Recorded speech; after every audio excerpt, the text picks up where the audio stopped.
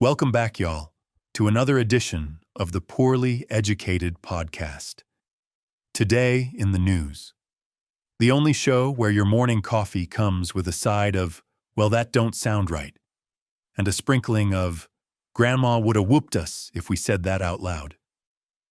Buckle up, it's September 17th, 2025. The world's fallen apart quicker than Uncle Randy's marriage after he bought that inflatable hot tub. Segment 1. Crisis in Gaza. Boomtown ain't supposed to mean this. So Gaza City's getting hit harder than a piñata at my cousin Billy Joe's birthday. Israeli tanks rolled in, planes buzzing overhead, bombs dropping like country fair corn dogs into hot grease. Folks can't call nobody 'cause the phone lines are down, internet gone, and even the pigeons probably been drafted.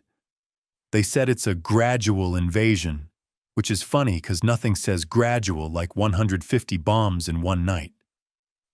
UN done used the G word, genocide. That's the international way of saying y'all crossed the line. But Israel's like, nuh-uh, fake news, Hamas stole the snacks.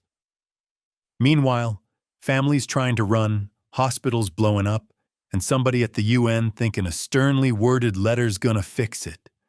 I'll tell you right now, if letters worked, my mama's overdue electric bill notes would have been world peace treaties.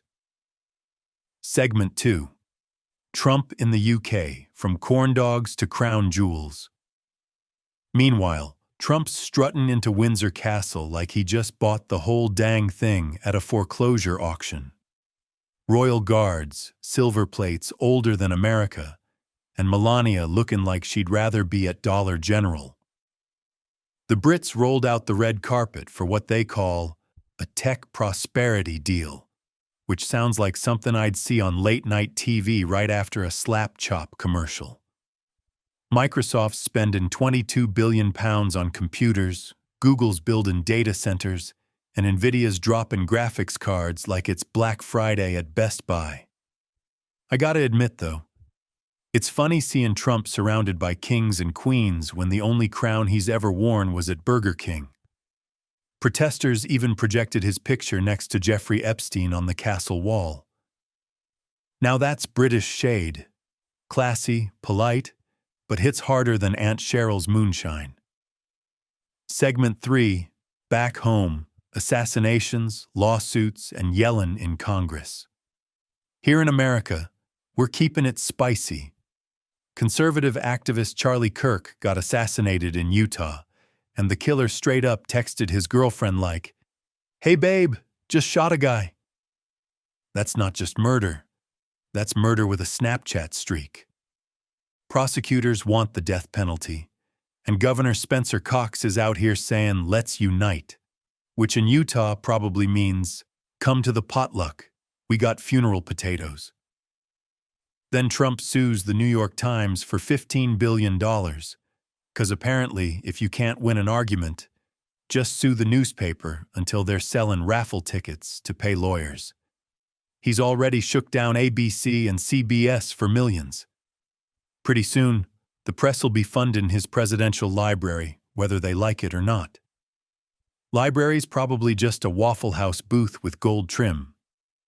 Meanwhile, FBI Director Kash Patel had himself a Senate hearing that turned into a Jerry Springer episode.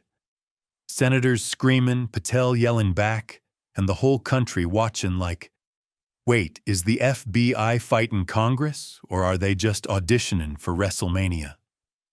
Segment 4. TikTok, Tug of War. The algorithm rodeo over in tech news. TikTok's trying not to get booted from America. The deal is, move US ops to Oracle. But who gets the algorithm? That's the real prize.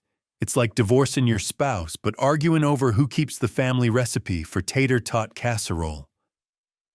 China says, we'll license it. America says, nope, hand it over. And I'm sitting here saying, why don't we just invent an app called Redneck Talk? Nothing but videos of lawnmower races, fried food recipes, and raccoons stealing beer. Guarantee it'd get more downloads than TikTok in Alabama. Segment 5. Corporate gossip, ice cream meltdown, and cereal problems. Ben from Ben & Jerry's finally quit after 47 years, saying his ice cream don't stand for justice anymore. Now I've eaten enough fish food to know injustice when I see it. Like when your little brother licks the lid before you get it. That's a crime. General Mills is struggling too. Sales down, trying to bounce back. Y'all remember when cereal was cheap and came with a prize? Now it's $7 a box, and the prize is a smaller bank account. Segment 6. Robert Redford, the Sundance Kid rides off Hollywood, lost a legend. Robert Redford passed away at 89, star of Butch Cassidy and the man who made Sundance a household name. Without him, indie films would just be weird movies shot in your cousin's basement. The man gave us a whole festival where art mattered more than Marvel sequels. Now that's something worth raising a toast to, preferably in a mason jar. Segment 7. Science stuff. That'll blow your mind. MIT figured out how to make gene editing more accurate. Which is cool. But let's be honest. Redneck's been doing gene editing for decades. Ever seen a dog that's half pit bull, half raccoon, and half we don't talk about it? Meanwhile, nicotine's now linked to diabetes. So basically, if the cigarettes don't get you, the candy-flavored vape clouds will. America, where every warning label just says, "Good luck, buddy." In conclusion, so there you have it, folks. Gaza's burning, Trump's riding carriages, TikTok's fighting over algorithms, Ben & Jerry's melted, and Robert Redford just went full cowboy into the sunset. The world's crazier than Uncle Ricky trying to put a jet engine on his lawnmower. This has been Poorly Educated Podcast, today in the news. Tune in next time, and remember, we may not be right, but we're definitely loud.